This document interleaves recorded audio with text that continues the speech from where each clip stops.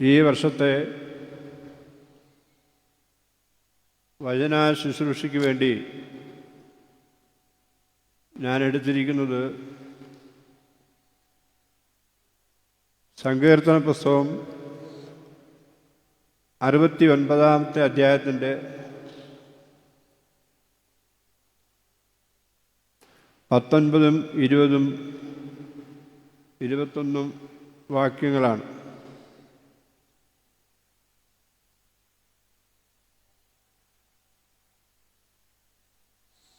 അതിങ്ങനെയാണ് എഴുതിയിരിക്കുന്നത്: നിന്ന എൻ്റെ ഹൃദയത്തെ തകർത്തു കളഞ്ഞു. ഞാൻ ഏറ്റവും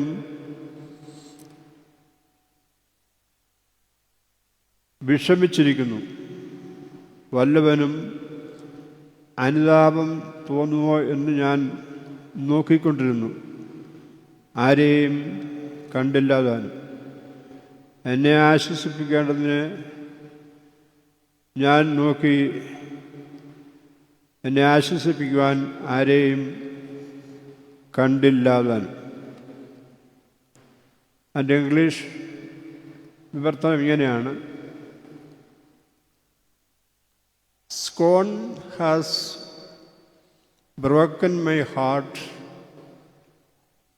I looked around to see anyone who is coming to give sympathy to me. And I also look around to find out anyone is coming to give comfort to me, but was none. I looked around to see if anyone is coming to have sympathy upon me, but none came. I also looked around to find out if anyone is coming to comfort me. No one came to give comfort me.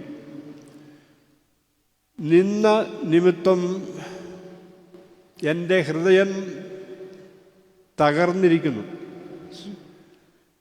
ഇതിന്ന് ഈ വാക്യത്തിൽ നിന്നും അന്യപ്പെട്ടിരിക്കുന്ന ആരെങ്കിലും ഒരു വ്യക്തി ഇവിടെ ഉണ്ടോ? നമ്മുടെ ജീവിതത്തിൽ മറ്റേതൊരു പരീക്ഷണങ്ങളെക്കാൾ ഏറ്റവും വലിയ വേദന അനുഭവിക്കുന്ന ഒരു സംഗതിയാണ് നിന്ന. സ്കോൺ എന്നുള്ള വാക്കാണ് ഉപയോഗിച്ചിരിക്കുന്നത്. നിന്ന എൻ്റെ ഹൃദയത്തെ തകർത്ത് കളഞ്ഞു. നമ്മുടെ ജീവിതത്തിലെ എത്രയോ പ്രാവശ്യങ്ങളിൽ നമ്മുടെ ഹൃദയം തകർന്നിട്ടുണ്ട്, അനേകരും നമ്മെ നിന്ദിച്ചിട്ടുള്ള കാരണത്താൽ. രണ്ടാമത് ഇവിടെ പറയുന്നത്, ഞാനിപ്പോഴും ആ ഭാഗത്തിൻ്റെ 1-2 ആമുഖം മാത്രം പറഞ്ഞിട്ട് അവിടെ നിർത്തുകയാണ്. മറ്റ് ചില ചിന്തയിലേക്ക് പോയിട്ട് പിന്നീട് ആ ഭാഗത്തേക്ക് കയറാം. രണ്ടാമതായിട്ട് പറയുന്നുണ്ട്, ആർക്കെങ്കിലും എന്നോട് അനുകമ്പ തോന്നുമോ എന്ന് നോക്കുവാൻ ഞാൻ ചുറ്റുപാടും നോക്കി, എന്നോട് കരുണ കാണിക്കുവാൻ ആരും വന്നില്ല. മൂന്നാമത് പറയുകയാണ്, എനിക്കൊരു ആശ്വാസവാക്ക് പറഞ്ഞു തരാൻ ആരെങ്കിലും ഉണ്ടോ എന്ന് ഞാൻ നോക്കി, ആരെയും കണ്ടില്ല. ആരെങ്കിലും എന്നോട് കരുണ കാണിക്കുമോ എന്ന് നമ്മുടെ ജീവിതത്തിൽ എത്ര പ്രാവശ്യം നോക്കിയിട്ട് അന്വേഷിച്ചിട്ടുണ്ട്? ഓരോരുത്തരുടെ മനസ്സിൽ എണ്ണം ഒന്ന് കുറിച്ചിട്ടാട്ടെ. ആരെങ്കിലും ഒരു കരുണ കാണിക്കുവാൻ വരുന്നുണ്ടോ എന്ന് നമ്മുടെ ഹൃദയം കൊണ്ട് ചിന്തിച്ചിട്ടുള്ള എത്ര ദിവസങ്ങൾ നമ്മുടെ ജീവിതത്തിൽ ഉണ്ടായിട്ടുണ്ട്? ആലോചിച്ച് നോക്കി. ആരെങ്കിലും ഒരാശ്വാസവാക്ക് പറയുമോ എന്ന് ഓർത്ത് ഞാൻ രാത്രികൾ കഴിഞ്ഞുകൂടിയിട്ടുണ്ട്, ആരെയും കണ്ടില്ല താൻ. കർത്താവിൻ്റെ പീഡാനുഭവത്തിൽ സങ്കീർത്തനക്കാരൻ ദാവീദ് തൻ്റെ ജീവിതവുമായിട്ട് ബന്ധപ്പെട്ട ചില കാര്യങ്ങളാണ് ഇവിടെ എഴുതിയിരിക്കുന്നത്. അത് ക്രിസ്ത്യൻ തിയോളജിയിലേക്ക് വരുമ്പോഴാണ് കുരിശിൽ തറയ്ക്കപ്പെട്ട യേശുവിൻ്റെ അനുഭവത്തിലേക്ക് അത് കണക്ട് ചെയ്യുന്നത്. കുരിശിൻ്റെ അനുഭവത്തിലേക്ക് അത് കണക്ട് ചെയ്യുന്നത്. ആ ഭാഗം തൽക്കാലം ഇവിടെ ഇരിക്കട്ടെ. നമ്മൾ ഈ നോമ്പ് എന്ന് പറയുന്നത് നമ്മുടെ സഭയുടെ പഠിപ്പിക്കൽ അനുസരിച്ച് നമുക്ക് 40 ദിവസത്തെ നോമ്പും 10 ദിവസത്തെ കഷ്ടാനുഭവ ആഴ്ചകളും കൂടിയാണ്. എന്തുകൊണ്ടാണ് ഈ 40 ദിവസം എന്ന് വേദവസ്തുവിൽ അതിപ്രധാനമായി പരാമർശിച്ചിട്ടുള്ളത്? ഞാൻ സംസാരിക്കുന്നതിൻ്റെ എക്കോ വളരെ വലുതായതുകൊണ്ട് പുറകെ ഇരിക്കുന്നവർക്ക് തിരിയുന്നുണ്ടോ? പുറകെ ഇരിക്കുന്നത് ഇതിൻ്റെ സൗണ്ടിൻ്റെ എക്കോ എന്തുമാത്രം ഉണ്ടെന്ന് എനിക്കറിയില്ല. പുറകിലിരിക്കുന്നവർക്ക് നല്ല വ്യക്തമായിട്ട് തിരിയുന്നുണ്ടോ? ഉണ്ടല്ലോ. 40 എന്ന് പറയുന്നത് വേദപുസ്തകത്തിൽ അതിപ്രധാനമായ ഒരു നമ്പറാണ്.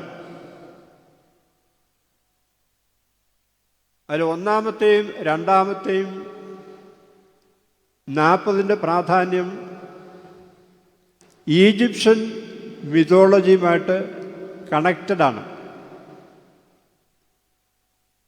വേദപുസ്തകത്തിൽ ആദ്യമായിട്ട് 40ൻ്റെ ഒരു റെഫറൻസ് കാണുന്നത് നോഹയുടെ കാലത്തെ വെള്ളപ്പൊക്കമാണ്. ഉൽപ്പത്തി പുസ്തകം 7-ാം അധ്യായത്തിൻ്റെ 3 മുതലുള്ള വാക്യങ്ങൾ. ഉൽപ്പത്തി പുസ്തകം 7-ാം അധ്യായത്തിലെ നോഹയുടെ സംഭവം വേദപുസ്തകത്തിൽ മോശ എഴുതുമ്പോൾ 400 വർഷക്കാലം മിസ്രൈമിൽ ജീവിച്ചിട്ട് തിരിച്ച് കനാൻ ദേശത്തിലേക്ക് വന്ന ജനസമൂഹം ഈജിപ്ഷ്യൻ ജനതയുടെ ഒരു കൾച്ചർ, ഒരു സംസ്കാരം അവരാർജിച്ചുകൊണ്ടാണ് വന്നത്. കാരണം അവർ 400 സംവത്സരം വർഷക്കാലം മിസ്രൈമിലുണ്ടായിരുന്നുകൊണ്ട് അവരവിടുത്തെ മണ്ണിൻ്റെ മക്കളായി തീർന്നു. They were actually the inhabitant of Egypt. അപ്പം മണ്ണിൻ്റെ മക്കളായി തീർന്ന ഇസ്രായേൽ ജനങ്ങൾക്ക് അവരുടെ കൾച്ചറുമായിട്ട് അസിമിലേറ്റ് ചെയ്തു. The people were really associated with the assimilated the culture and the life of the Egyptians. അപ്പോൾ ആ ഈജിപ്ഷ്യൻ എപ്പിക്കിലാണ് ഗിൽഗമേഷ് എന്ന് പറയുന്ന ഒരു എപ്പിക് എന്ന് പറയുന്നത്. അതായത് പ്രളയത്തെ സംബന്ധിച്ചുള്ള സംഗതിയാണ്. ഗിൽഗമേഷ് എപ്പിക്കിൻ്റെ ഒരു തനി പകർപ്പാണ് ഉൽപ്പത്തി പുസ്തകത്തിൻ്റെ ഈ വെള്ളപ്പൊക്കത്തിൻ്റെ കാര്യം പറയുന്നത്. ഗിൽഗമേഷ് എപ്പിക്കിനകത്ത് 40 രാവും 40 പകലും ശക്തമായ മഴ പെയ്ത് ഭൂമി നിറഞ്ഞു എന്നുള്ളതാണ്. അതാണ് ഒന്നാമത്തെ ഭാഗം. 40 രാവും 40 പകലും തോരാത്ത മഴ പെയ്തതിൻ്റെ ആദ്യത്തെ സംഭവമാണ് ഈ നോഹയുടെ വെള്ളപ്പൊക്കത്തെ സംബന്ധിച്ച് പറയാം. അന്ന് 40 രാവും 40 പകലും. രണ്ടാമത് ഈജിപ്ഷ്യൻ സംസ്കാരവുമായിട്ട് ബന്ധപ്പെട്ടാണ്. അതായത് ഉൽപ്പത്തി പുസ്തകം 50-ാം അധ്യായത്തിൻ്റെ 2-ാമത്തെ വാക്യത്തിൽ Joseph asked Pharaoh, he has to go and make the burial of my father. യാക്കോബിനെ കബറടക്കുന്നതിന് വേണ്ടി അപ്പനെ കനാൻ ദേശത്തിൽ ചെന്നിട്ട് ബേത്ലഹേം ഓഫർത്തായിൽ അടക്കം ചെയ്തിട്ട് വരികയാണ്. ആ അടക്കം ചെയ്യുന്ന ശവസംസ്കാര ശുശ്രൂഷയുടെ ഭാഗമായ ബോഡി എംബാം ചെയ്യുന്ന തൈലം കൊണ്ട് അഭിഷേകം ചെയ്ത് സംരക്ഷിച്ചു വയ്ക്കുന്ന ഒരു പാരമ്പര്യം ഈജിപ്ഷ്യൻ ജനതയിലുണ്ടായിരുന്നു. അതുകൊണ്ടാണ് ഈജിപ്ഷ്യൻ പിരമിഡിൽ സംസ്കരിച്ചിരിക്കുന്ന സൂക്ഷിച്ചിരിക്കുന്ന ഈജിപ്ഷ്യൻ മമ്മികൾ എന്ന് പറയുന്ന മനുഷ്യൻ്റെ മരണശേഷമുള്ള ശരീരത്തിൻ്റെ അവസ്ഥയിൽ അത് എക്കാലവും ഇരിക്കണമെന്നുള്ള ഉദ്ദേശത്തിൻ്റെ പേരിൽ അത് വിധിപ്രകാരം according to the law of the medical science of the Egypt they took 40 days to finish the anointment. ഈ അനോയിൻമെൻറ്റ് നടക്കാൻ, ഈ ലേപനം നടത്താൻ അന്ന് 40 ദിവസം വേണ്ടിയിരുന്നു. അങ്ങനെ ഒന്നാമത്തെയും രണ്ടാമത്തെയും 40ൻ്റെ പ്രാധാന്യം ഈജിപ്ഷ്യൻ കൾച്ചറുമായിട്ടുള്ളതാണ്. അങ്ങനെ ഇസ്രായേലിനെ കബറടക്കുവാൻ ജോസഫ് 40 ദിവസം എടുത്തു. അത് മിസ്രൈമിലെ പിരമിഡുകളിൽ സൂക്ഷിച്ചിരിക്കുന്ന ഈജിപ്ഷ്യൻ ഫറവോയുടെ ശരീരം കേടുകൂടാതെ സംസ്കരിക്കപ്പെടുന്നതിന് വേണ്ടി ലേപനം ചെയ്യുവാൻ 40 ദിവസം ആവശ്യമായിരുന്നു. പിന്നീട് നമ്മൾ ആ ഭാഗത്തെ പറ്റി പിന്നീട് ചിന്തിക്കുമ്പോൾ മോശയുടെ ചരിത്രത്തിലേക്കാണ് വരുന്നത്. മോശ 40 വർഷം ഫറവോൻ്റെ കൊട്ടാരത്തിൽ ജീവിച്ചു. എത്ര വർഷമാണ്? 40 വർഷം. വീണ്ടും ആ ഭാഗത്ത് പറയുന്നുണ്ട്, മിദ്യാനരായ ഒരു മനുഷ്യനെ, ഈജിപ്ഷ്യനായ ഒരു മനുഷ്യനെ മോശ അടിച്ചു വന്ന് മണലിൽ കുഴിച്ചിട്ട വിവരം ഫറവോ അറിഞ്ഞു. അപ്പോൾ ജോസഫ് ഫറവോൻ്റെ കൊട്ടാരത്തിലുണ്ട്, ആരും കാണത്തില്ലെന്ന് വിചാരിച്ചുകൊണ്ട് ഇസ്രായേൽ ജനങ്ങളെ കഠിനോപദ്രവം ചെയ്യുന്ന കണ്ടുകൊണ്ട് ദേഷ്യപ്പെട്ട് ആ മിസ്രൈമിനെ അടിച്ചു വന്ന് മണലിൽ കുഴിച്ചിട്ടു, ആരും കാണാതെ. എന്നിട്ട് ഒന്നും അറിയാത്ത രീതിയിൽ ഫറവോൻ്റെ കൊട്ടാരത്തിലേക്ക് പോന്നു. ഫറവോൻ്റെ കൊട്ടാരത്തിൽ ചെല്ലുന്നതിന് മുമ്പ് തന്നെ ഫറവോ ഇതറിഞ്ഞു. എന്ത് ചെയ്തു? Moses left from the palace of pharaoh and hidden in the place where മിദ്യാനിലേക്ക് അവൻ ഓടിപ്പോയി.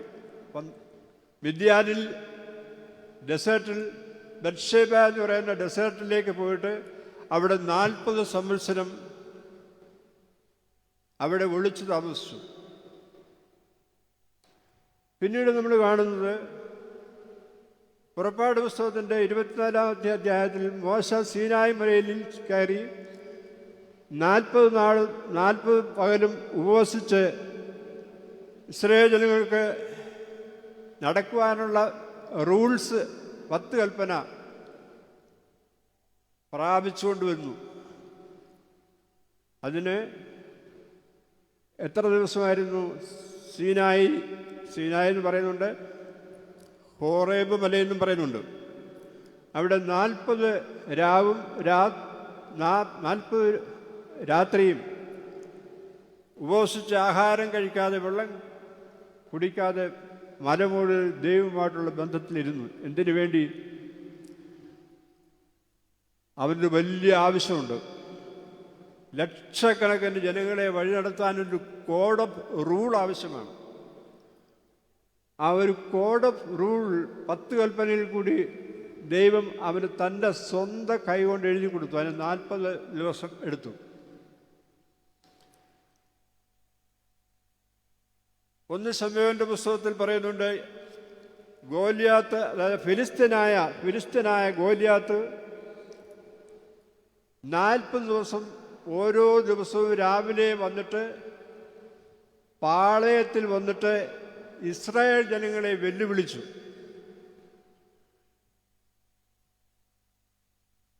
ഇസ്രായേലിൻ്റെ ദേശമെല്ലാം പിടിച്ചടക്കുവാൻ പോകുന്നു ശത്രുരാജ്യമായ പലസ്തീൻ, മറ്റേ ഫെലിസ്തീൻസ് എന്നാണ് പറയുന്നത്. ഇവർ അധികാരികന്മാരായ മനുഷ്യരായിരുന്നു അന്ന്. 4 പ്രത്യേക ഗ്രൂപ്പുകളെ അതികായന്മാരായ ഭയങ്കര ഹൈറ്റുള്ളവരെ പറ്റി പറയുന്നുണ്ട്. പറയാൻ സമയമില്ല എനിക്ക്. അങ്ങനെ ഓരോ ദിവസവും രാവിലെ 40 ദിവസം അങ്ങനെ തുടർച്ചയായിട്ട് വന്ന് വെല്ലുവിളിച്ചുകൊണ്ടാണ് ഒടുവിൽ സഹികെട്ട് ദാവീദ് ആടിനെ മേയ്ക്കാൻ വന്ന കല്ലും കവിണയുമായി വെന്നാൻ ഗോലിയാത്തിനെ ദാവീദും. അങ്ങനെ 40 ദിവസം അവൻ പാളയത്തിൽ വന്ന് ഇസ്രായേൽ ജനങ്ങളെ വെല്ലുവിളിച്ചു. പിന്നീട് ഏലിയാ പ്രവാചകൻ ആഹാസ് രാജാവിനെ ഭയന്ന് അവിടുന്ന് ഓടിപ്പോയി മരുഭൂമിയിൽ ഒരു ചെടിയുടെ ചുവട്ടിൽ എനിക്ക് മരിച്ചാൽ നല്ലതാണ് എന്ന് ആഗ്രഹിച്ചുകൊണ്ട് കിടന്ന് മയങ്ങിപ്പോയി യാത്രയിൽ ക്ഷീണം കൊണ്ട്. അപ്പോൾ ദൈവത്തിൻ്റെ ദൂതൻ വന്ന് അവനെ തട്ടി ഉണർത്തുവാൻ,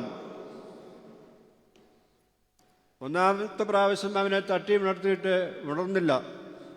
എന്നിട്ട് കുഞ്ഞുങ്ങളൊക്കെ പഠിക്കാൻ രാവിലെ ഇരിക്കണം, സമയമായി. അമ്മ വന്നിട്ട് അവനെ എത്ര പ്രാവശ്യം തട്ടിയാലാണ് ഉണരുന്നത്? നമ്മൾ പ്രാർത്ഥനയ്ക്ക് ഇരിക്കുമ്പോൾ എത്ര പ്രാവശ്യമാണ് ഉറങ്ങുന്നത്? ഈ പ്രാർത്ഥനയ്ക്ക് ഇരിക്കുമ്പോഴും വചന ശുശ്രൂഷയ്ക്ക് ഇരിക്കുമ്പോഴുമാണ് യഥാർത്ഥ റിയലി വചനം ജഡമാകുന്നത്. ഇത് കേൾക്കുമ്പോൾ അപ്പം തന്നെ ജഡമായി പോകും. അത് നല്ല ശ്രദ്ധയോടെ ഇരുന്നെങ്കിൽ മാത്രമേ ജീവനോടെ ഇരിക്കാനൊക്കത്തുള്ളൂ. വചന ശുശ്രൂഷ നടത്തുമ്പോഴും പ്രാർത്ഥനയുടെ സമയത്തും വചനം ജഡമായി. അത് തിയോളജിക്കൽ ആസ്പെക്റ്റിലല്ല ഞാൻ പറയുന്നത്. വചനം ജഡമായത് വിശുദ്ധ യോഹന്നാൻ്റെ സുവിശേഷത്തിൻ്റെ കാതലായ ഒരു സെൻറ്റൻസാണ്. തിയോളജിയുടെ ഏറ്റവും മഹിമപ്പെട്ട ഒരു സംഗതിയാണ്. അങ്ങനെ രണ്ടാമത്തെ പ്രാവശ്യം നീ എന്തിനെ ഉറങ്ങുന്നു, നീ എവിടേക്ക് പോകുന്നു ചോദിച്ചു. അങ്ങനെ നീ ഒരു കാര്യം ചെയ്യും, നിനക്ക് അല്പം അപ്പവും ഇറച്ചിയും ഞാനിവിടെ തരാനുണ്ട്, അത് പാചകം ചെയ്ത് വെച്ചിരിക്കുകയാണ്, നീ അത് കഴിച്ചിട്ട് നിനക്ക് ഹോറേബിലേക്കുള്ള 40 ദിവസത്തെ യാത്ര ചെയ്യേണ്ടിയിരിക്കുന്നു. ആ ഹോറേബിലേക്കുള്ള 40 ദിവസത്തെ യാത്രയുണ്ട്. ഹോറേബിലേക്കുള്ള യാത്ര, ഈ ഹോറേബിലേക്കുള്ള യാത്രയാണ് പ്രിയപ്പെട്ടവരെ ഈ കന്യാമറിയാം പങ്കെടുത്ത കാനാവിലെ കല്യാണത്തിൻ്റെ ദിവസം മുതൽ ഈ കഷ്ടാനുപാഴ്ചയുടെ 1-ാം ദിവസമാകുന്ന ഇന്നലെ വൈകുന്നേരം വരെയുള്ള സമയം ഹോറേബിലേക്കുള്ള 40 ദിവസത്തെ യാത്രയായിരുന്നു. ഈ 40 ദിവസത്തെ യാത്രയ്ക്കകത്ത് നമ്മൾ പലയിടത്തും വീണിട്ടുണ്ട്. പല സംഭവങ്ങൾ നമ്മുടെ ജീവിതത്തിൽ ഉണ്ടായിട്ടുണ്ട്. പ്രാർത്ഥനയിൽ വീഴ്ച വരുത്തിയിട്ടുണ്ട്, ഉപവാസത്തിൽ വീഴ്ച വരുത്തിയിട്ടുണ്ട്, നോമ്പിൽ വീഴ്ച വരുത്തിയിട്ടുണ്ട്, പലയിടത്തും ഉറങ്ങിപ്പോയി. ആ സമയത്തൊക്കെ ദൈവത്തിൻ്റെ ആത്മാവ് നമ്മെ വിളിച്ചുണർത്തി. അതുകൊണ്ടാണ് നമ്മളിപ്പോൾ ഇവിടെ ഇരിക്കുന്നത്. മറ്റൊരു ഭാഗം കൂടെ ഞാൻ ഉദ്ധരിച്ചുകൊണ്ടൊരു വാക്കുകൾ നിർത്തുകയാണ്. 40ൻ്റെ significance of the day of 40. ഹെസക്കേൽ പ്രവചനത്തിൻ്റെ 4-ാം അധ്യായത്തിൻ്റെ 5ഉം 6ഉം വാക്യങ്ങൾ. ഹെസക്കേലിന് ദൈവം അരുളപ്പാടുണ്ടായി. Book of Ezekiel chapter 4 verses 5 to 6. Ezekiel, you have to lay down on your right side and lay there 40 days. You, Ezekiel, you have to lay down on your left side and lay there for 390 days. അല്ലയോ എസക്കിയേലേ, നീ നിന്റെ വലതുവശം ചരിഞ്ഞ് നീ 40 ദിവസം കിടക്കണം. As a significance of the sin of Judah. രണ്ടാമത് പറയാണ്, you Ezekiel, you have to lay down on your left side for the, as a significance for the sin of Israel.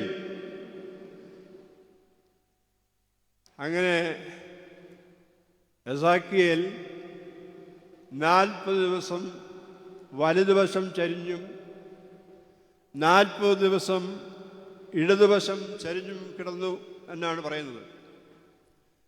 ഈ വലതുവശം ചരിഞ്ഞു എന്ന് പറഞ്ഞതിൻ്റെ എസേക്കിയേൽ 40 ദിവസം വലതുവശം ചരിഞ്ഞു കിടന്നു എന്ന് പറയുന്നതിൻ്റെ ഒരു സിഗ്നിഫിക്കൻസ് നമ്മുടെ ദുഃഖവെള്ളിയാഴ്ചത്തെ പരിശുദ്ധ ഖബറടക്ക ശുശ്രൂഷയിൽ കാണുന്നുണ്ട്. കർത്താവിൻ്റെ ശരീരം വിശുദ്ധ കല്ലറയിൽ അടക്കം ചെയ്യുമ്പോൾ അത് വലതുവശം ചരിച്ചാണ് കിടത്തുന്നത്. അത് ഏതിനെ സൂചിപ്പിക്കുന്നതാണ്? എസേക്കിയേൽ യഹൂദയുടെ പാപത്തിൻ്റെ പരിഹാരമായിട്ട് അവൻ്റെ കിടപ്പാണ്. പ്രിയമുള്ളവരെ, ഈ യേശു കാൽവരിയിൽ കിടക്കുന്നത് നമ്മുടെ പാപത്തിൻ്റെ പരിഹാരമായിട്ടാണ്. അവൻ 3 ദിവസം കുരിശിന്മേൽ കിടക്കുന്നത്. എസേക്കിയേൽ 390 ദിവസം ഇടതുവശം ചരിഞ്ഞ് കിടക്കുവാനിടയായത് ഇസ്രായേലിൻ്റെ മഹാപാപത്തിൻ്റെ പരിഹാരമായിട്ടാണ്. അങ്ങനെ അതുകൊണ്ടാണ് 40 സംവത്സരം ഇസ്രായേൽ ജനങ്ങൾ ഈ 40 ദിവസത്തെ വലതുവശത്തെ കിടപ്പിനെ ഓർപ്പിക്കുന്നതിന് വേണ്ടിയാണ് 40 ഒരു ദിവസത്തിന് ഒരു വർഷം എന്നുള്ള രീതിയിൽ 40 വർഷം ഇസ്രായേൽ ജനങ്ങൾ മരുഭൂമിയിൽ ചുറ്റി നടന്നത്. The journey through the desert. Ezekiel ഇടതുവശം ചരിഞ്ഞ് 390 ദിവസം കിടന്നതിൻ്റെ സിഗ്നിഫിക്കൻസ് ആണ്, and the people of Israel went to Egypt and lived there for 400 years. 430 വർഷം കഴിഞ്ഞാണ് അവർ തിരിച്ചു വന്നതെന്നും വേദപുസ്തകത്തിൻ്റെ മറ്റൊരു ഭാഗത്ത് എഴുതിയിട്ടുണ്ട്. So that is a significance that Ezekiel laid on his left side as a significance that the sin of Israel, മഹാപാപം ചെയ്തതുകൊണ്ട് അവർ 390 ദിവസം അവൻ ഇസ്രായേലിന് വേണ്ടി ഇടതുവശം ചരിഞ്ഞ് കിടന്നു. ഞാൻ ആ 40 ദിവസത്തെപ്പറ്റിയുള്ള സിഗ്നിഫിക്കൻസ് ഞാനിവിടെ നിർത്തുകയാണ്. നമ്മുടെ ഒന്നാമത്തെ പ്രധാന ചിന്ത സങ്കീർത്തന പുസ്തകത്തിൻ്റെ 69-ന്റെ 20-21 വാക്യങ്ങളാണ്. അത് മനസ്സിലിരിക്കട്ടെ. രണ്ടാമത് ഇന്നത്തെ ചിന്തയിൽ ഞാൻ ഉദ്ദേശിക്കുന്നത് ഈ കാൽവരിയിൽ കിടക്കുന്ന യേശുവിൻ്റെ വരവിന് വേണ്ടി എവിടെല്ലാം ആരെല്ലാം പ്രത്യാശയോടുകൂടിയിരുന്നു എന്ന് ചിന്തിക്കുന്നതിനാണ്. ഈ കുരിശന്മേൽ കിടക്കുവാൻ വരുന്നവൻ്റെ വരവിന് വേണ്ടി the expectation of the advent of Jesus Christ in this world, and who are actually really expected that he is coming. ഒന്നാമത്തെ ഭാഗം ഉൽപ്പത്തി പുസ്തകത്തിൻ്റെ 3-ാം അധ്യായത്തിൻ്റെ 15-ാം വാക്യമാണ്. പാപം ചെയ്ത ആദാമിൻ്റെയും ഹവ്വായുടെയും അടുത്ത് ദൈവം ചെന്നപ്പോൾ സ്ത്രീയുടെയും പുരുഷനുടെയും വെവ്വേറെ സംഭവങ്ങൾ പറഞ്ഞു. ആ സംഭവങ്ങൾക്ക് ഒരു പരിഹാരമെന്ന രീതിയിൽ സർപ്പത്തിൻ്റെ തല സ്ത്രീയുടെ സന്തതി ചതയ്ക്കും. ഉൽപ്പത്തി പുസ്തകത്തിൻ്റെ ആദ്യത്തെ പ്രോമിസാണ്. മനുഷ്യൻ പാപം ചെയ്ത് കഴിഞ്ഞപ്പോൾ മുതൽ അതിൻ്റെ ഒരു രക്ഷയ്ക്ക് വേണ്ടി ഒരു ആളിനെ കാത്തിരിക്കുന്ന ഒരു വേദപുസ്തകമുണ്ട്, ഒരു ഉൽപ്പത്തി പുസ്തകമുണ്ട്. അവിടെയാണ് എഴുതിയിരിക്കുന്നത് പാപം ചെയ്തതിൻ്റെ പരിഹാരത്തിന് വേണ്ടി ഒരാൾ വരുമെന്ന്. രണ്ടാമതായിട്ട്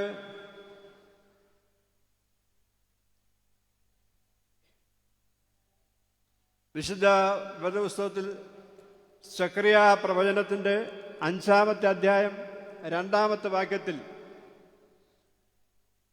ബേത്ലഹേമിനെ പറ്റി, യേശു ഭൂമിയിൽ ജനിക്കുന്നതിനെ പറ്റി, ഒരു പ്രത്യേക സ്ഥലത്തെ പറ്റി പറയുന്നുണ്ട്, ബേത്ലഹേം. ഞാൻ പലപ്പോഴും വിചാരിക്കാറുണ്ട്, യേശു ക്രിസ്തു എന്തുകൊണ്ട് ഈ പരിമല ജനിച്ചില്ല? എനിക്കും അവകാശമുണ്ടല്ലോ ചിന്തിക്കാൻ. എന്തുകൊണ്ട് എൻ്റെ സ്വന്തം ദേശമായ പട്ടാഴിയിൽ ജനിച്ചില്ല? എനിക്കും അവകാശമുണ്ട്. That I have to get the privilege that Jesus must be born there in my place. അതുകൊണ്ട് ഇസ്രായേലിൽ പോകണ്ടല്ലോ, എനിക്ക് എൻ്റെ നാട്ടിലാകാമായിരുന്നല്ലോ. അങ്ങനെ ചിന്തിച്ചപ്പോഴാണ് you Bethlehem, you are not small in other nations and there is a man, great man is going to born in you. എവിടെയാ? In you. ബേത്ലഹേമിൽ തന്നെ അവിടെ ജനിക്കാൻ ഒക്കത്തില്ല, വേറെ ഒരിടത്തും ജനിക്കാൻ ഒക്കത്തില്ല.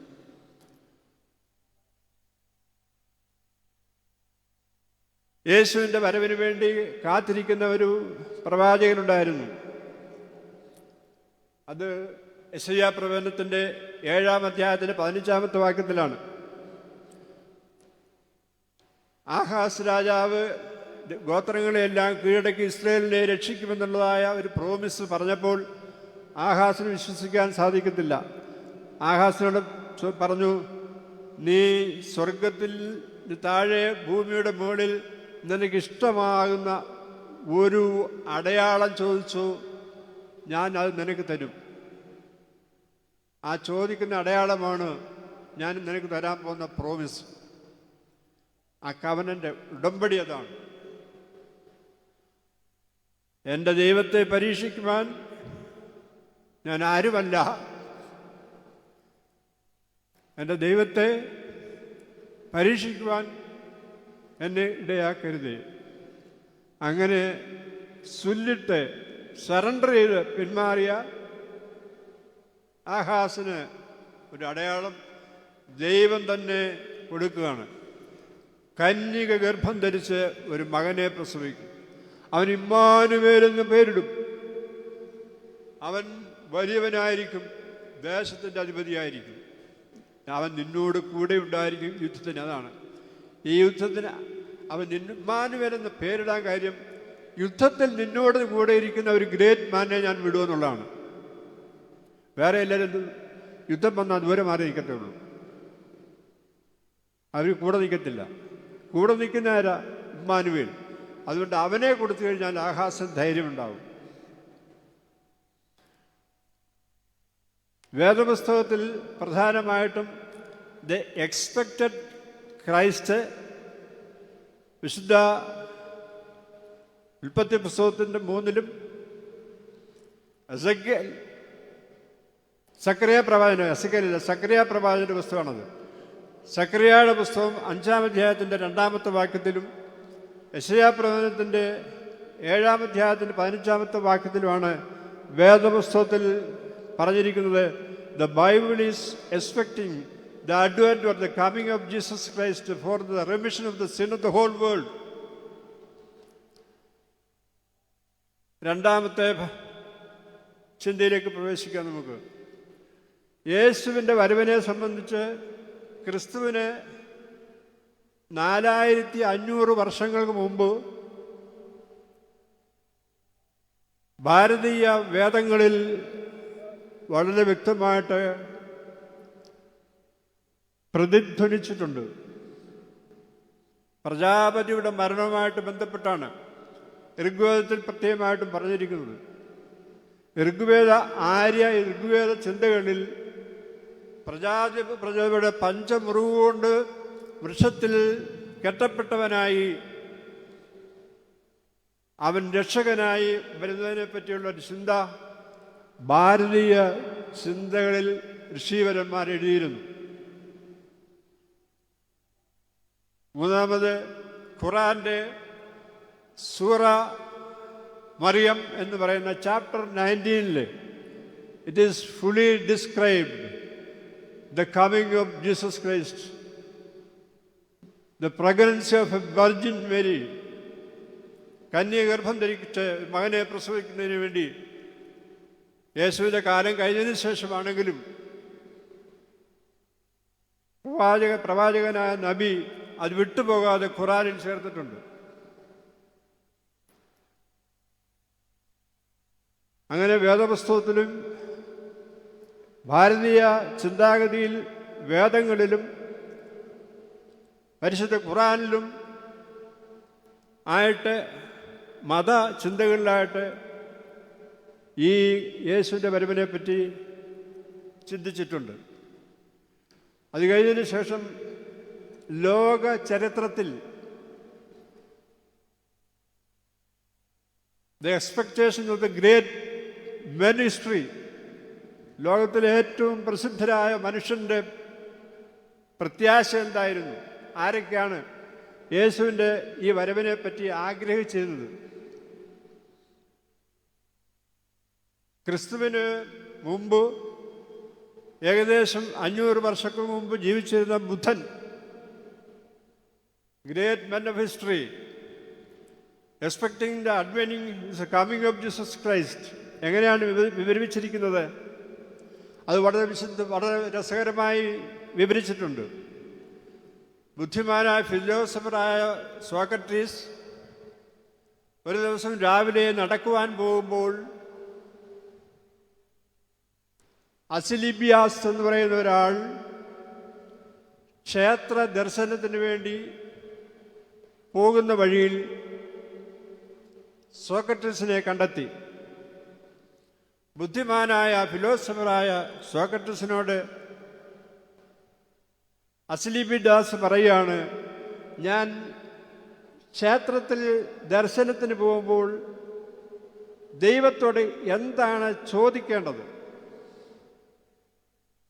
അപ്പോൾ സോക്രട്ടീസിനോട് ആ ചോദ്യം ചോദിച്ചാൽ കറക്റ്റായിട്ടുള്ള ഉത്തരം പറഞ്ഞു കൊടുക്കും എന്നറിയാൻ പറ്റും. കാരണം ഗ്രീസിലെ ഏറ്റവും ബുദ്ധിമാനായ മനുഷ്യനാണ്, ഏത് വിഷയങ്ങൾക്കും പരിഹാരം നൽകുന്നതാണ്.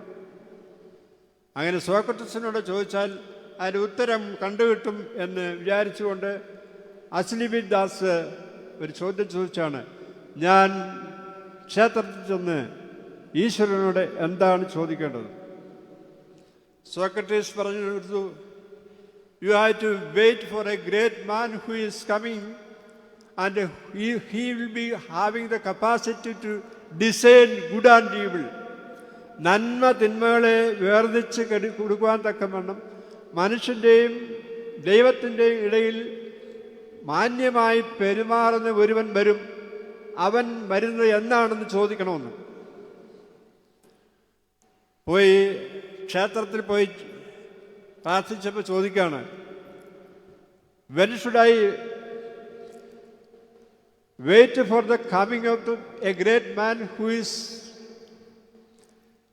Able to take out the measures how that we should behave properly between God and man. ദൈവത്തിൻ്റെയും മനുഷ്യൻ്റെ ഇടയിൽ മാന്യമായി പെരുമാറാൻ പഠിപ്പിക്കുന്ന ഒരാളിനെ നീ ചോദിക്കണം, അവൻ എന്ന് വരുമെന്ന് സോക്രട്ടീസ് പറഞ്ഞാണ്. പല ആളുകളുടെ പേരുണ്ട്.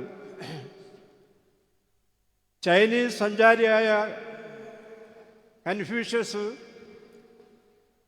BC 5-ാം നൂറ്റാണ്ടിൽ ഒരു ചൈനീസ് യാത്രാ വിവരണനും ഒരു വലിയ ഫിലോസഫറുമായിരുന്നു കൺഫ്യൂഷ്യസ്.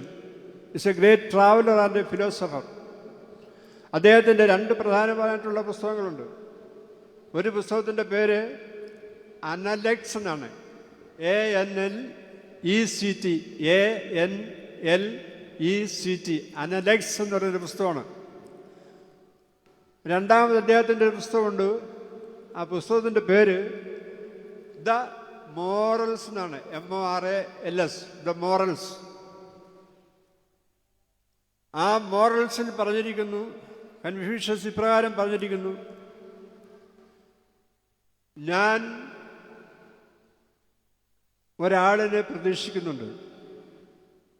ആരെയാണ്? ഒരു വലിയ മനുഷ്യനെ പ്രതീക്ഷിക്കുന്നുണ്ട്. അവൻ ചൈനക്കാരൻ ആയിരിക്കത്തില്ല. ആ വലിയ മനുഷ്യൻ, ഈ കൺഫ്യൂഷ്യസ് ചൈനക്കാരനായതുകൊണ്ട് വലിയ മനുഷ്യനല്ല, അവിടെ ജനിക്കുമെന്ന് ജനങ്ങൾ വിചാരിച്ചു. അപ്പോൾ കൺഫ്യൂഷ്യസ് പറഞ്ഞു, ഇനിയും വരുവാനിരിക്കുന്ന വലിയ മനുഷ്യൻ ചൈനക്കാരനായിരിക്കില്ല, അവൻ മധ്യധരണി ആഴിയുടെ സമീപത്ത് തീരങ്ങളിലുള്ള അടിമവർഗത്തിൽപ്പെട്ടവനായിരിക്കും. അവൻ ലോകത്തിൻ്റെ ഗതിയെ മാറ്റിമറിക്കുന്നവനാണ്. കൺഫ്യൂഷ്യസ് ക്രിസ്തുവിന് മുമ്പ് 500 വർഷത്തിന് മുമ്പ് തൻ്റെ പ്രസിദ്ധമായ പുരാണം 2 പുസ്തകത്തിൽ എഴുതിയിരിക്കുകയാണ്. The one who is coming never be from the land of China but is belong to the Mediterranean, to the coast of Mediterranean, and from the community of the slaves. അവൻ ചരിത്രത്തിൻ്റെ ഗതിയെ മാറ്റിമറിക്കുന്നവനാണ്. ഒരാളുടെ പേരോട് പറഞ്ഞു നിർത്തുകയാണ് ആ ഭാഗം. ഗ്രീസിലെ വലിയ ഫിലോസഫറായിരുന്ന പ്ലേറ്റോ തൻ്റെ റിപ്പബ്ലിക് എന്ന് പറയുന്ന ആ പുസ്തകത്തിൽ വരുവാനുള്ളവനെ പറ്റി പറയുന്നുണ്ട്. വരുവാനുള്ള ഒരുവൻ ഗ്രീസിൽ നിന്നുള്ളവനല്ല, അവൻ അടിമവർഗത്തിൽപ്പെട്ട ഒരുവൻ മിഡിൽ ഈസ്റ്റിൽ നിന്നുമായിരിക്കും വരുന്നത്. അവൻ ചരിത്രത്തെ 2ആയി കീറി മുറിക്കും. ചരിത്രത്തെ അവൻ 2ആയി കീറി മുറിക്കും. BC എന്നും AD എന്നും പേരാവും. ഇതിനേക്കാൾ കൂടിയ ഒരു reference the expectation of the great men of ഹിസ്റ്ററിയിൽ ആവശ്യമില്ല. ഞാൻ ആ ഭാഗവും വിടുകയാണ്. ഒന്നാമത് ഞാൻ പറഞ്ഞത് ദ സിഗ്നിഫിക്കൻസ് ഓഫ് 40 days, അതിൻ്റെ ബാക്ക്ഗ്രൗണ്ടുണ്ട്. രണ്ടാമത് കുരിശിൽ കിടക്കുന്നവനായ യേശുവിൻ്റെ വരവിന് വേണ്ടിയുള്ള പ്രത്യാശ, ആ എക്സ്പെക്റ്റേഷൻ, വരവെന്ന് നടക്കുമെന്ന് കാത്തിരുന്ന ഭാരതീയ ഋഷിവരന്മാരും ഖുറാനും ചരിത്രത്തിലെ ശ്രേഷ്ഠന്മാരായ വ്യക്തികളും എന്ത് ആഗ്രഹിച്ചിരുന്നു എന്നുള്ളതിനെപ്പറ്റി ഉള്ള ഒരു വിവരണമായിരുന്നു. മൂന്നാമതൊരു ഭാഗത്തേക്ക് ഞാൻ കടക്കുകയാണ്. ഈ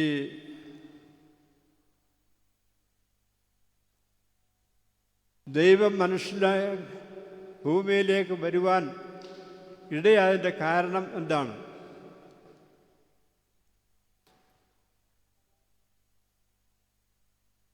ആദ്യമായിട്ട് ദൈവം ഭൂമി സൃഷ്ടിക്കുന്നുണ്ട്. ഭൂമിയുടെ സൃഷ്ടിയെല്ലാം കഴിഞ്ഞതിന് ശേഷം ദൈവം സ്വസ്ഥമായിരുന്നു. ഭൂമി സൃഷ്ടിക്കുന്നതിനെ പറ്റി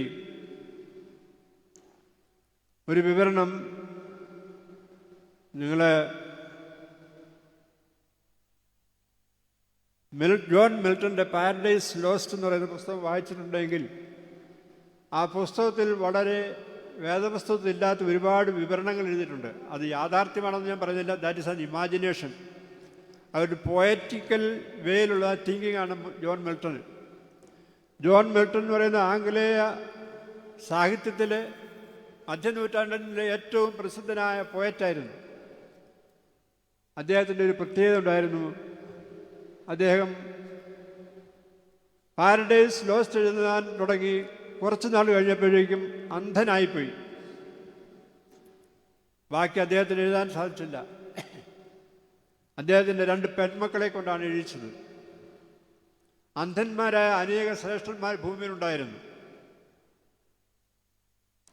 ഹോമർ എന്ന് പറയുന്ന വലിയ ചിന്തകൻ, അദ്ദേഹത്തിൻ്റെ ഒഡേസി എന്ന് പറയുന്നൊരു പുസ്തകവും എലിയട്ട് എന്ന് പറയുന്ന 2 പുസ്തകങ്ങൾ BC 10,000 എഴുതിയതാണ്. അതിലാണ് വലിയൊരു യുദ്ധത്തെപ്പറ്റി പറയുന്നത്. ആ യുദ്ധത്തിൻ്റെ വിവരണങ്ങൾ ഞാൻ ഇപ്പം പറയുന്നില്ല. എലിയട്ടും ഒഡേസയും എഴുതുന്നത് അന്ധനായ ഹോമറാണ്. ഫ്രാങ്ക്ലിൻ റൂസ്വെൽറ്റ് 32ാമത്തെ അമേരിക്കൻ പ്രസിഡൻ്റാണ്. അദ്ദേഹം പാർഷ്യലി ബ്ലൈൻഡ് ആയിരുന്നു, ഇംപേർഡ് ബ്ലൈൻഡ് ആയിരുന്നു. ഹെലൻ കെല്ലർ, അദ്ദേഹം അന്ധനായിരുന്നു. ഒരു സ്ത്രീയാണ് ഹെലൻ കെല്ലർ, അന്ധയായിരുന്നു. അമേരിക്കൻ ബ്ലൈൻഡ് സൊസൈറ്റി കണ്ണു കാണാൻ പാടില്ലാത്തവർക്ക് വേണ്ടി സഹായിക്കുന്നതിന് ഉണ്ടാക്കിയത് ഹെലൻ കെല്ലറാണ്. ലൂയിസ് ബ്രെയിലി അന്ധർക്ക് അക്ഷരം കണ്ടുപിടിച്ചു കൊടുത്തു വായിക്കാൻ. അന്ധരായ മനുഷ്യർക്ക് ഒരുപാട് നന്മകളുണ്ട് പ്രിയമുള്ളവരെ. അന്ധനെന്ന് പറഞ്ഞുകൊണ്ട് നമ്മൾ ഉപേക്ഷിക്കുന്ന മനുഷ്യരെല്ലാം വലിയ വലിയ മനുഷ്യരാണ്. അവരുമായിട്ട് ബന്ധപ്പെടുമ്പോൾ അറിയാം അവരുടെ കലിബർ എന്താണെന്ന്. ദൈവം എങ്ങനെയാണ് അവർക്ക് നമ്മളേക്കാൾ കൂടുതൽ കഴിവ് കൊടുത്തിരിക്കുന്നത്. ഞാൻ പറഞ്ഞു വന്നത് ജോൺ മിൽട്ടൻ്റെ പാരഡൈസ് ലോസ്റ്റിലാണ് ഈ സൃഷ്ടികഥ ഭംഗിയായിട്ട് എഴുതിയിരിക്കുന്നത്. സൃഷ്ടിയെല്ലാം കഴിഞ്ഞതിന് ശേഷം ദൈവം ആദാമിനെയും ഹവ്വായെയും ഒക്കെ സൃഷ്ടിച്ച കാര്യങ്ങൾ പിന്നീട് വരുന്നുണ്ട്. അപ്പം സൃഷ്ടിയെ സംബന്ധിച്ച് ആദാം ഹവ്വായും ഭൂമി വന്നതിന് ശേഷം ആദാം ഹവ്വയോട് ചോദിക്കുന്ന ഒരു ചോദ്യമുണ്ട്, ഒരു വിവരമുണ്ട് സൃഷ്ടിയെപ്പറ്റി. ആ സൃഷ്ടിയെ സംബന്ധിച്ച് ആദാം ഹവ്വയോട് ചോദിക്കുകയാണ്, O earth, how great like heaven worth earth sweet gods. അല്ലയോ ഭൂമിയെ, നീ സ്വർഗത്തേക്കാൾ ശ്രേഷ്ഠമായിരിക്കുന്നു. ദൈവത്തിന് ഇരിപ്പിടം ഈ ഭൂമിക്ക് ചേർന്നതാണ്. അതിന് മറുപടി പറയുകയാണ്, ഈ the creator's hand will do nothing imperfect or deficient. ഹവ്വ പറയാണ്, ദൈവത്തിൻ്റെ കാര്യങ്ങൾ സൃഷ്ടിച്ചത് അതിനകത്ത് ഇംപെർഫെക്റ്റായിട്ട് ഒന്നും ഉണ്ടാവില്ല, അതിനകത്ത് കുറവുള്ളതൊന്നും ഉണ്ടാവില്ല. ദൈവം ഭൂമിയെ സൃഷ്ടിക്കുവാൻ കാരണം എന്താണ്? ദൈവം ആദ്യത്തെ സൃഷ്ടി നടത്തിയത് സ്വർഗത്തെയാണ്. സ്വർഗത്തിൽ സൃഷ്ടിച്ചപ്പോൾ പിന്നീടാണ് മനസ്സിലാക്കിയത്, പിന്നീട് പാരഡൈസ് ലോസ്റ്റിൽ പറയുന്നുണ്ട് ഭൂമി ഉണ്ടാക്കാനുള്ള കാരണം the first creation heaven is not sufficient to leave human beings. അവിടെ ടെറസ്ട്രിയലായിട്ടുള്ള, അതായത് ഹെവൻലി ആയിട്ടുള്ള ഏഞ്ചൽസിന് മാത്രമേ സ്വർഗത്തിൽ ജീവിക്കാൻ സാധിക്കത്തുള്ളൂ. മനുഷ്യന് താമസിക്കാൻ പറ്റത്തില്ല. അതൊരു വലിയ കുഴപ്പമായി, അതൊരു വലിയ ന്യൂനതയായി. ദൈവത്തിൻ്റെ സൃഷ്ടിയുടെ ഒരു ന്യൂനത ഇമാജിനേഷനിൽ കൂടി മിൽട്ടൺ പറയുകയാണ്, സ്വർഗത്തിൽ ശരീരമുള്ളവർക്ക് ജീവിക്കാനൊക്കാത്ത ഒരു ബുദ്ധിമുട്ടുണ്ട്. അതുകൊണ്ട് in not reform what is done in the first creation. God created another, എന്താണ് സൃഷ്ടി ഉണ്ടാക്കിയത്? ഭൂമി ഉണ്ടാക്കി. ഇവിടെ both man and angels can live together at the same time. ഭൂമിയിൽ ആത്മാവിനും മനുഷ്യർക്കും ഒന്നിച്ച് ജീവിക്കുവാൻ സൗകര്യമുള്ള ഒരു സ്ഥലം ഭൂമി ആയതുകൊണ്ട് ആ ഭൂമിയെ സൃഷ്ടിച്ചു കഴിഞ്ഞതിന് ശേഷം ആ സ്ഥലത്ത് ജീവിക്കുന്നതിന് വേണ്ടി ആദാമിനെ ഉപയോഗിച്ചു. ഈ സൃഷ്ടിയെ സംബന്ധിച്ച് ചരിത്രം പറഞ്ഞ വേറൊരു ഭാഗമുണ്ട്. ഇത് ഏദൻ തോട്ടത്തിൽ വച്ചാണോ എന്ന് ആഫ്രിക്കയിലെ എത്യോപ്യയിലായിരുന്നു എന്ന് ചില ചരിത്രകാരന്മാർ പറയുന്നുണ്ട്. ഞാൻ അതേപ്പറ്റി വിശ്വസിക്കുന്നു. നമ്മുടെ വിശ്വാസത്തിൽ ഏദൻ തോട്ടത്തിലെ മണ്ണുണ്ട്. ദിശനാലിൽ നിന്നും സൃഷ്ടിയെല്ലാം സൃഷ്ടിച്ചൊടുവിൽ സുന്ദരനാദത്തെ സൃഷ്ടിപ്പാനായി സൃഷ്ടാവിന് തോന്നി. ദിശനാലിൽ നിന്നും നാഥൻ കയ്യിൽ പൂഴിപ്പൊടിയേന്തി തൻ സാദൃശ്യത്തിൽ സൃഷ്ടിച്ചാദത്തെ. അപ്പം അതിനകത്ത് അദ്ദേഹം പറയുന്നത് ദിശ 4 നിന്നും മണ്ണെടുത്തുന്നതാണ്. കാരണം ഇവൻ എവിടെ പോയി അടയ്ക്കാനും അവിടെ ആ ശരീരം അവിടെ അലിഞ്ഞു ചേരണം. കാരണം മണ്ണോട് മണ്ണ് ചേരണമെങ്കിൽ അവിടെ മണ്ണില്ല എങ്കിൽ എൻ്റെ മണ്ണായ ശരീരം അവിടെ അടക്കം ചെയ്യാൻ ഒക്കത്തില്ല. എനിക്ക് ആഫ്രിക്കയിലോ അമേരിക്കയിലോ കാനഡയിലോ ഭൂമിയുടെ ഏതെങ്കിലും ഒരു ഭാഗത്ത് ആർട്ടിക്കയിലോ അന്റാർട്ടിക്കയിലോ എൻ്റെ മരണമുണ്ടായി അവിടെ അടക്കം ചെയ്ത് കഴിഞ്ഞാൽ എൻ്റെ ശരീരം അവിടെ നിന്ന് എടുക്കാത്തതുകൊണ്ട് അത് അവിടെ അലിഞ്ഞു ചേരത്തില്ല. അതുകൊണ്ട് എന്ത് ചെയ്തു? സൃഷ്ടിയെല്ലാം സൃഷ്ടിച്ചൊടുവിൽ സുന്ദരനാദത്തെ സൃഷ്ടിപ്പാനായി സൃഷ്ടാവിനു തോന്നി. ദിശ 4 നിന്നും നാഥൻ കയ്യിൽ പൂഴി പൊടിയേന്തി സൃഷ്ടിച്ച സൃഷ്ടാവോട് തുല്യൻ. അത് വൈദികരുടെ ശവസംസ്കാര ശുശ്രൂഷയുടെ ഒരു ഭാഗത്തുള്ള പാട്ടാണ്. ഭൂമിയുടെ എല്ലായിടത്തു നിന്നും എസൻസ് എടുത്തു. The centrality of the whole world Jesus God took in his own hand and molded and breathed into his nostrils, and it became a life, alive ആയി മാറി. സൃഷ്ടിച്ചിട്ട് അവനെ എവിടെ നിർത്തി? In the likeness and God, image of ഗോഡിൽ അവനെ സൃഷ്ടിച്ചത്. മനുഷ്യനെ സൃഷ്ടിച്ചു കഴിഞ്ഞ് യേശുവിനെ, ദൈവത്തിനെ ആ സൃഷ്ടിച്ചതിനെ ഒന്ന് കാണണമെന്ന് വിചാരിച്ചു. നമ്മളൊക്കെ കൊച്ചു കുഞ്ഞുങ്ങളായിരിക്കുന്ന അവസരത്തിൽ ഈ പാവയൊക്കെ ഉണ്ടാക്കി സൃഷ്ടിച്ചു വെച്ചതിന് ശേഷം അതിൻ്റെ ബ്യൂട്ടി ഒന്ന് എൻജോയ് ചെയ്യാൻ അതിനെ തിരിച്ചും മറിച്ചുമൊക്കെ നോക്കും. അങ്ങനെ സൃഷ്ടിയെ കഴിഞ്ഞു മനോഹരമായി സൃഷ്ടി നടത്തി മനുഷ്യനെ സൃഷ്ടിച്ചു. അവിടെ ഒരു പാട്ടിനകത്ത് ഇങ്ങനെ എഴുതിയാണ്. ആ പാട്ട് ഇങ്ങനെയാണ്: തൻ കൈപ്പണിയാവാദാമിനെ ദൈവമിരുന്നു നിരീക്ഷിച്ചു. തൻ കൈപ്പണിയാവാദാമിനെ ദൈവമിരുന്നു നിരീക്ഷിച്ചു. തോപ്പിൽ പറുദീസയ്ക്കൊപ്പം സൃഷ്ടാവും സൃഷ്ടിയുമൊപ്പം, സൃഷ്ടാവും സൃഷ്ടിയും കൂടെ ഒന്നിച്ച്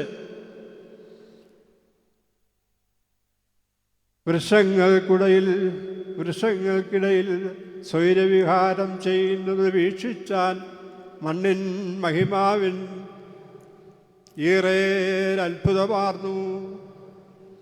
മണ്ണിൻ മഹിമാവിൽ ഇങ്ങനെ സൃഷ്ടിച്ച് ശ്രേഷ്ഠമായി സൃഷ്ടിച്ചതിന് ശേഷം അതിനെ സൃഷ്ടാവിനോട് തുല്യമായി ഇമേജിന് ലൈക്ക്നെസ് ഉണ്ടാക്കിയതിന് ശേഷം സൃഷ്ടാവും സൃഷ്ടിയും കൂടെ ഒന്നിച്ച് തോട്ടത്തിൽ നടക്കുന്ന ഒരു ഭാവനയാണ് അവിടെ. മണ്ണിൻ മഹിമാവിൽ ഈറേരത്ഭുതമാർന്നു. നമ്മുടെ ഓരോരുത്തരുടെയും സൃഷ്ടിയുടെ കാര്യം നമ്മൾ എപ്പോഴെങ്കിലും ഓർത്തിട്ടുണ്ടോ?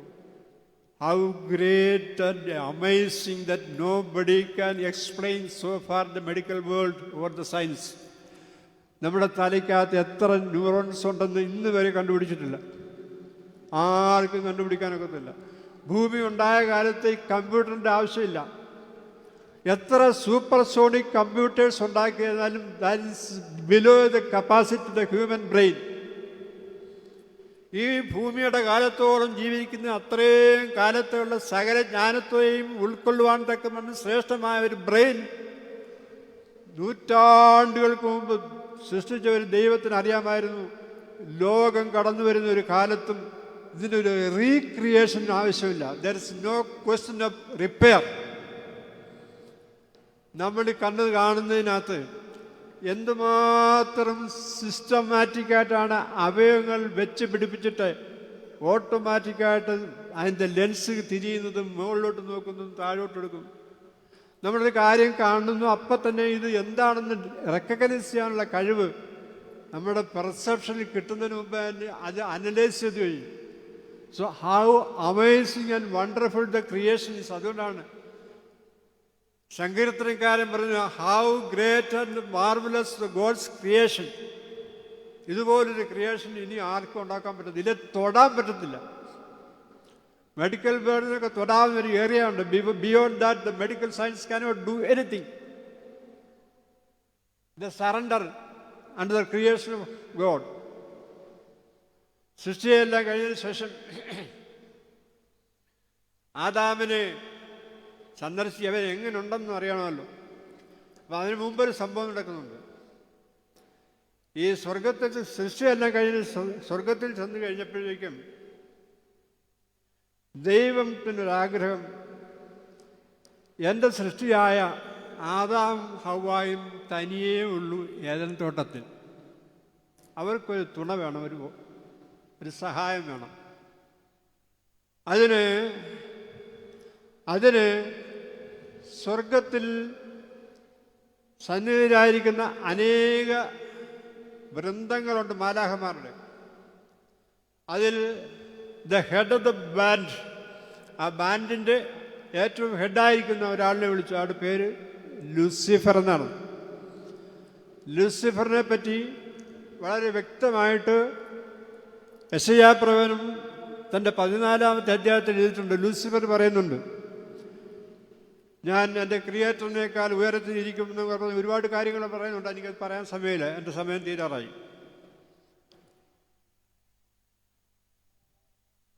ലൂസിഫറിനെ വിളിച്ചിട്ട് പറഞ്ഞത്, അതായത് സ്വർഗത്തിലെ മാലാഖമാരുടെ ശ്രേഷ്ഠനായ ആളാണ്. ലൂസിഫറിനെ വിളിച്ചിട്ട് പറഞ്ഞു, നീ ഒരു കാര്യം ചെയ്യണം, നീ ഭൂമി വരെ പോകണം.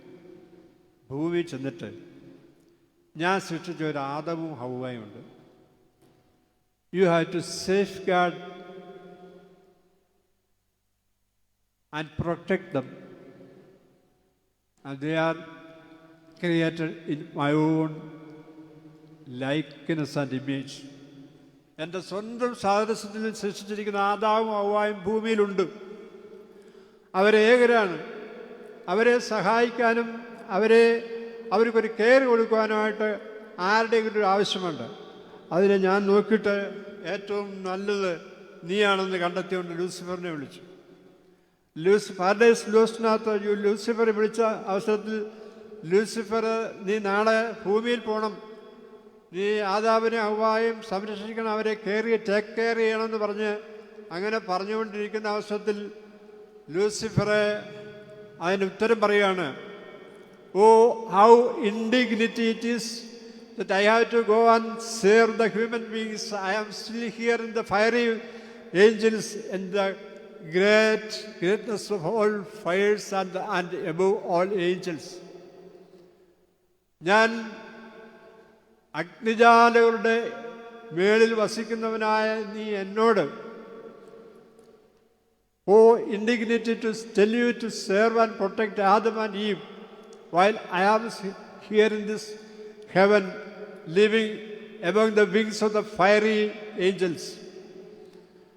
അഗ്നിമയന്മാരായ മാലാഖമാരുടെ ചിറകിൻമീൽ ഞാൻ വസിക്കുന്ന അവസരത്തിൽ അത്ര ശൈവമായ ഒരു ജോലി ചെയ്യാൻ എനിക്ക് പറ്റത്തില്ലെന്നോ. നമ്മളിന്ന് ആലോചിച്ച് നോക്കിയേ, നമ്മുടെ പൊസിഷന് ഒരാളിനെ കാണാൻ, താഴെയുള്ള ഒരാളിനെ കാണാൻ ഒരു കംഫർട്ട് നമ്മുടെ മനസ്സിനുണ്ടോ? നമുക്ക് അങ്ങനെ ഒരു തോന്നൽ നമ്മുടെ മനസ്സിലുണ്ടോ? നമ്മളെ താഴെ ഒരാളിനെ കാണുമ്പം നമ്മളിപ്പോഴേ ഞാൻ പലപ്പോഴും ഇങ്ങോട്ട് വരുന്ന അവസരത്തിൽ നമ്മുടെ ഈ ഇലക്ഷൻ നിൽക്കുന്നവരെല്ലാം ഇങ്ങനെ കൈകൂപ്പി നിൽക്കുന്നു. അവരാരെങ്കിലും ഒരാൾ, ഈ പാവപ്പെട്ട ഒരു അമ്മൂമ്മ, അവർ മിനിസ്റ്റർ ആയതിനു ശേഷം അവിടെ ചെന്ന് കഴിഞ്ഞാൽ അവിടെ കയറ്റുമോ? ഒരിക്കലെങ്കിലും കൈ വീഴുവരെ കണ്ടു. നമുക്കതിന് സാധിക്കുമോ? നമ്മുടെക്കാൾ താഴെ ഒരാളിനെ കണ്ടിട്ട് കൈ തൊഴാനും അവരെ സഹായിക്കാനുള്ള മനസ്സ് നമ്മുടെ മനസ്സിലുണ്ടാവും. അന്നേരമാണ് പറയുന്നത്, എൻ്റെ ഇപ്പോഴത്തെ പൊസിഷൻ അനുസരിച്ച് എനിക്കത് ചെയ്യാൻ പറ്റുമെന്ന്. അങ്ങനെ ചെയ്തവനാണ് യേശു. അവൻ്റെ പൊസിഷൻ വെച്ചുകൊണ്ട് അന്ത്യത്താഴത്തിൻ്റെ ദിവസം അടിമ കാലുകൾ കഴുകി വെള്ളമൊഴിച്ച് തോർത്തതിന് ശേഷം അത്രയും അടിമകൾ ചെയ്യും. അത് ചെയ്യാൻ മർക്കോസിൻ്റെ ഭവനത്തിൽ പണക്കാരല്ലാത്തതുകൊണ്ട് അടിമകളില്ലാരും ജോലി ചെയ്യാൻ. എല്ലാവരും തർക്കിച്ചിരുന്നു ആര് കാല് കഴുകണമെന്ന്. ഒടുവിൽ യേശു തമ്പുരാൻ ഉറുമാലെടുത്തതിന് ശേഷം അവരുടെ കാലുകളെ കഴുകിയിട്ട് തുടച്ചു. പിന്നൊരു കാര്യം ചെയ്തു, സൗരഭ്യം പകർന്നു. പിന്നീട് എന്ത് ചെയ്തു? അവരുടെ കാലുകളെ മുത്തി. ഈ പെസഹ വ്യാഴാഴ്ചയുടെ കാലുകഴുകൽ ശുശ്രൂഷയ്ക്കകത്ത് നമ്മുടെ മഹാപുരോഹിതൻ ഇരിക്കുന്ന ആളുകളുടെ കാല് കഴുകിയിട്ട് മുത്തും. അതൊരു മനസ്സ് നോക്കുന്നുണ്ടോ? ഞാൻ വാക്കുകൾ ദീർഘിപ്പിക്കുന്നില്ല. എനിക്ക് 12:05 മിനിറ്റുള്ളപ്പോൾ ഞാൻ നിർത്തണം എന്നുള്ളതാണ് ഉദ്ദേശിക്കുന്നത്. ഇതിനും പറഞ്ഞാൽ അതിൻ്റെ പൂർത്തിയിലേക്ക് എനിക്ക് വരാൻ സമയമെടുക്കും. അതുകൊണ്ട് ഞാൻ വായിച്ച വാക്യം ഒന്നുകൂടി പറഞ്ഞ് ഞാൻ നിർത്തിക്കൊള്ളാം. സങ്കീർത്തന പുസ്തകം 69-ാമത്തെ അധ്യായം 20, 21, 22 വാക്യങ്ങൾ.